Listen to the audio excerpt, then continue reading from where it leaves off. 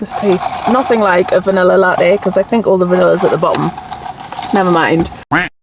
Hello everyone, welcome or welcome back to my channel. I hope you're all doing really well. So I thought for today's video we could have a little catch up. It's been a while since I did a Q&A and I thought let's just catch up. Let's see what's been going on. Let's see what you want to know. I feel like my social presence across platforms has been kind of quiet. Not on YouTube so much, but across like Instagram and stuff, I've not really been posting much over there. So I mean, I don't really know if there's a reason for that, or other than I don't know, I just haven't. I did actually pop up 2 Q&A boxes, like the question boxes on my Instagram, because I've been meaning to film this video for weeks to say the very least. So yeah, it's meant to be weeks ago that I filmed this, but I've never got around to it. So I've put up a second one. I did take screenshots of the first questions, like the first round of questions. So we'll go through some of them, some of the ones that have been asked today, and then yeah, we'll just have a little catch up. I think the last time I did one of these was possibly November, maybe? I don't know. Yeah, maybe November. So it's been a while, to say the very least. But I've got a whole bunch of questions to go through. I haven't looked too much, so I'm just going to kind of scroll through them and answer the ones that catch my eye. So without further ado, let's just crack on and answer the first question. Favourite thing about living in Newcastle? Favourite thing about living in Newcastle? I think me and Demi have talked about this quite a lot, right? And I think it's probably one of the things that people don't quite realise, but Newcastle is close to anything that you could ever want. So Newcastle, you've got the city centre. It's a main kind of city, and you've got like the nightlife, the restaurants, good shopping, etc. We're also within a 2-hour drive of like a lot of things. So we're within a 2-hour drive of Scotland, we're in a 2-hour drive of the Lake District, 2-hour drive to Leeds or Yorkshire or whatever. We're also close to the coast, which is within like half an hour of Newcastle. So I feel like we've got everything you could ever want here, and I honestly couldn't imagine living somewhere where I couldn't just, like, if I wanted to just go to the beach one day or go down to the coast, that I couldn't just like get in the car and go. And if I wanted to go to the Lake District, it's not like a million miles away. It's 2 hours, but it's doable. In like, you can go to the Lake District, do something and come back in the same day, and I think I love that, and that's probably my favourite thing about Newcastle. Where did you come up with the name Slice of Jess? Love your channel, you're so inspirational. Thank you. So the Slice of Jess actually was not always the Slice of Jess. If you have been here since the very beginning, then you will know that my name was not always the Slice of Jess. So the very first name that I had was Jess_SW. And this was on Instagram, by the way. This was before like YouTube and stuff. And the SW was standing for Slimming World because I was doing Slimming World at the time. And I actually had this account which was used for me personally. It was never ever meant to turn into what it is today. Trust me. I had no idea that this was going to happen, but I used that account as a personal visual diary of my food, because I've always been a very visual person. I would much rather take photos of something and look back on it that way than to write something down. Like, I'm not a big journaler, for example, but I would much rather look back on my phone at photos and stuff. So I used to create like a photo diary of my Slimming World meals and just post them on Instagram with no intention of anybody ever seeing them.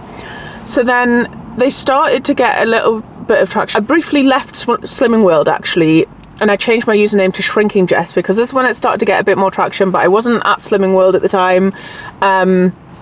Or was I? I can't remember. I really can't remember. And I changed it to Shrinking Jess because it was very much a weight loss focused account. It was food. Up until I hit 10,000 followers on Instagram, it was a faceless account as well. Like, I didn't post any stories with my face in it. I didn't post like any pictures of myself, etc. And then I hit 10,000 and I did my first like talking story, and I was so nervous. I don't know why. I was so nervous posting this talking story because it was just so awkward. And I was it was very awkward in the talking stories, but that was that. And then it was when I it was when my brain started to switch a little bit when it came to diet culture, and started kind of realizing that I had quite a toxic relationship with food and with Slimming World and with calorie counting and all this. I changed my name because I didn't want my socials to be so heavily focused on weight loss and diets and food. So I changed it to The Slice of Jess, because it kind of covered all bases, if that kind of makes sense. The slice part obviously gives that kind of like a slice of cake kind of thing, or a slice of pie or something like that. So then it was a slice of Jess, so it was just a slice of my life basically. So it still had a little bit of a foodie ring to it, but it wasn't so directly food based basically. So that's where The Slice of Jess came from. Obviously like didn't start as The Slice of Jess, it became The Slice of Jess. Yeah, and I've just stuck with it ever since. I don't know why, like I feel like a lot of people just use their names for things. I don't know whether I ever would. I don't know.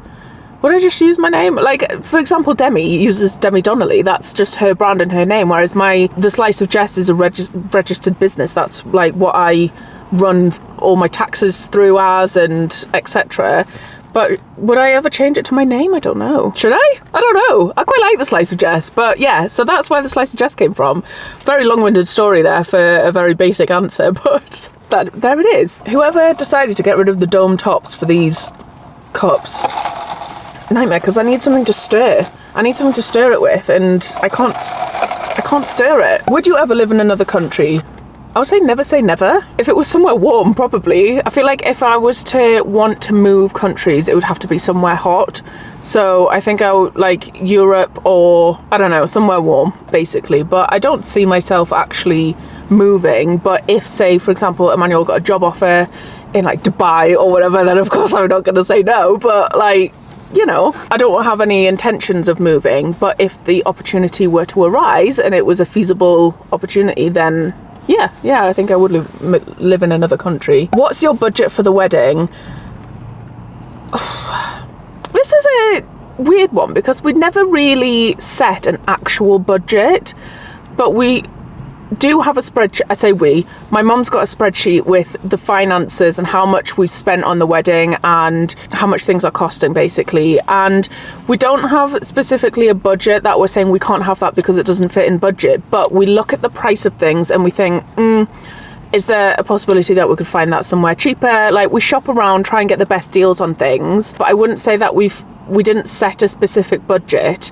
We are putting away a certain amount of money each. Both me and Emmanuel, we're putting it into a joint wedding account. We're saving obviously money for, and I think we're gonna have too much in there in the end by the time the wedding comes, just because we're just putting a certain amount away just as like savings, and we're not really looking at how much like the budget is. We're just putting things away, and then we've got it there if we need it, and then if we don't spend it all on the wedding, then we can put it towards the honeymoon, and then if we then have enough left after the honeymoon, then we'll put it towards a house. Like, we've set up our own saving scheme between the two of us, so that whatever our next chapter in life is, we've got our savings for, if that makes sense. So, but to answer your question, we don't actually have a wedding budget as per se, but we're not spending like a ridiculous amount. I know that when people say they don't have a budget, that usually means they're spending like a lot of money. I mean, obviously weddings are a lot of money, but we're not spending a ridiculous amount of money. Do you know what I mean? We're quite conscious of how much we're spending, but we're conscious of the fact that we don't want to spend like so much money on one single day. I don't know if this has answered your question, but yeah, that's how it's going basically. Has losing weight made you happier? You look incredible. Well, first of all, thank you so much. And I feel like this was a very important one for me to answer, because I've kind of touched on this before in previous vlogs about my feelings towards losing weight and kind of how I felt around it, and how maybe I don't feel the way I thought I would feel. And I think now that certain things have come to light that you guys are now aware of that you weren't beforehand, in terms of like previous job roles that I had, I was very much in a state from 2020 onwards, I would say, I've been very much in a state of, if I lose weight, this will help my problems. This will solve all my problems. Like, if I just lose weight, then, you know, what is going on in the background with my job, what's going on in the background with whatever, personal stuff. Losing weight, I think, was the only thing that was in my control at that time. And even then, like, I wasn't really in control of it because I didn't really lose weight. I was under that much stress that I was gaining weight, losing weight, gaining weight, losing weight. And quite frankly, I think that I was under so much stress during those years that I think it's actually affected my hair. Like, this whole hair growth journey, I know I'm going off topic here, but this whole hair growth journey that I'm going on at the minute, I do very much feel like my hair has really thinned out, and I've lost a lot of hair over the last like 4 or 5 years because of the amount of stress I was under. In terms of going back to like the weight loss side of it, I think that I am very happy at the minute. I am happy. My problems aren't solved. The issue at hand in regards to my previous job are still not concluded. We're still waiting to conclude that. So I'm kind of, you know, still in a little bit of limbo, but I am very happy at the minute. But I don't think it is directly linked to weight loss. I think me losing weight has contributed, but like I say, I was very much in a mindset that out of everything that was out of control in my life, the only thing that I could potentially control was my weight loss. And if I could get a grip of that, then I could be happy. And that wasn't the case. And I think when I lost, like, I think it was just under 4 stone. I've now lost just over 4 stone now. I'm still on a very slow, like, gradual weight loss journey. And I think that partly plays towards it because I haven't got like these very quick instant losses that you see when you do like crash diets and stuff. Like, I have lost it very slowly, so that I haven't really noticed a difference because I've not lost it very quickly. I don't know if I'm explaining this very well, but I think in the past when I've lost like 2 or 3 stone very quickly, it has made me happier because I thought, because it's like, great, this, you know, I've lost loads of weight and blah, blah, blah. But then ultimately the weight just went back on. So losing weight slowly hasn't given me that instant gratification or that quick gratification that previously it did, because it's like slower.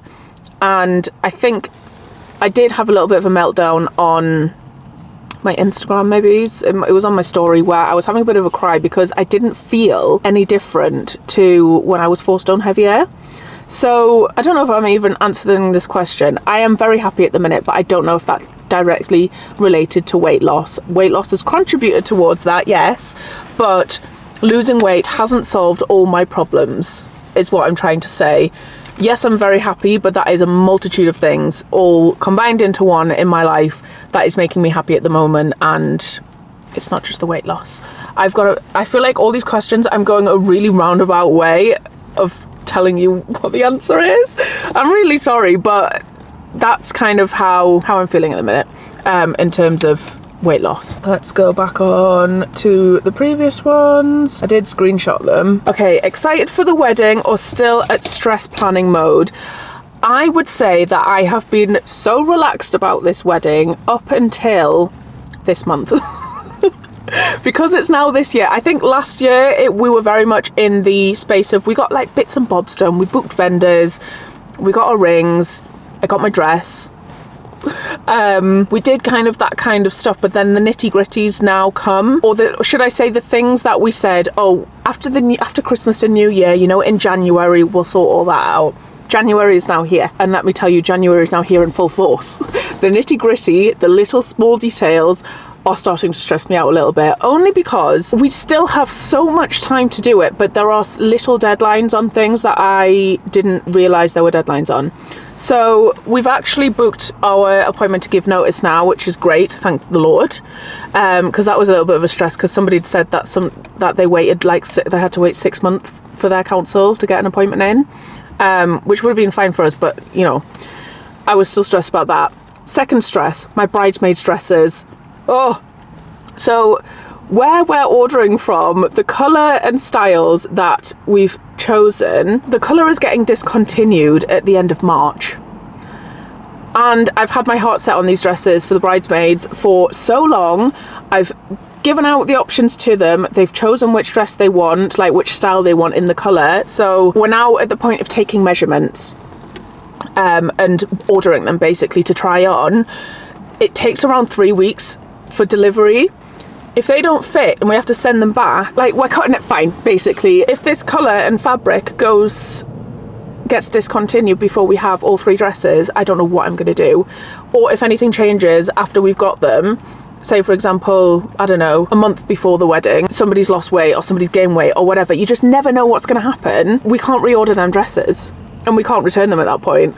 So that is a stress that I'm having at the minute. But yeah, the nitty gritty's coming around and that's starting to stress me a little bit, but I feel like I'm okay. I don't think I think I'm a little bit less bridezilla than I thought I'd be in terms of detail. So for example, like, we've ordered some of the floral decorations for the venue. I am very not blasé, but I'm quite easy on that. Like, I've got a vision in my head, but ultimately I just want it to look nice. I'm not very, like, I don't want things to be very specific or particular. I've got a vision. I've just kind of said, you know, when we go in and decorate, we'll put these on here. But if I walk down that aisle and something's not right, I'm not going to be bothered on the day. I'm really not. I think as long as the place looks nice. Do you know what? Even if the place was bulldozed and we got married in the middle of the street, I wouldn't really mind. But anyway, I'm going off on a tangent again. Next question. Where are your black wide leg jeans from? Funnily enough, I've just bought, in the vlog that you're going to see on, what day is it now? Tuesday. This is Tuesday's vlog. So on Friday, I've just bought a new pair of jeans. So the ones that I had, these are the same ones, but they were in, I don't know, they were in a weird size that were far too long and far too big for me. Like, they were huge on me now. So I've just bought these ones from River Island, which are the relaxed straight. Yeah, the relaxed straight ones, and just black. So I've just bought a new pair of them. But yeah, River Island, that's where they're from, and I absolutely swear by them. I feel like jean shopping is the worst kind of torture when it comes to just any kind of shopping. So those ones fit brilliantly on me. Like, they fit just perfect on, like, my thighs, my waist, and just, yeah. So that's where they're from. Apart from getting married, what are you looking forward to most in 2025? Gosh, I feel like 2025 is such a wedding focused year that I think all of the things have kind of gone to the back of my mind. But ideally, I think this year we would like to start looking for a house. Don't know if we'll buy this year, like, or move this year, but I think we'd like to, like, after the wedding's all done and dusted, we'd like to start looking for somewhere bigger, because obviously my house was perfect for me getting on the property ladder, and it was perfect for me to just, like, live by myself, and it's fine for me and Emmanuel, but it is kind of crowded. Like, the space is not enough.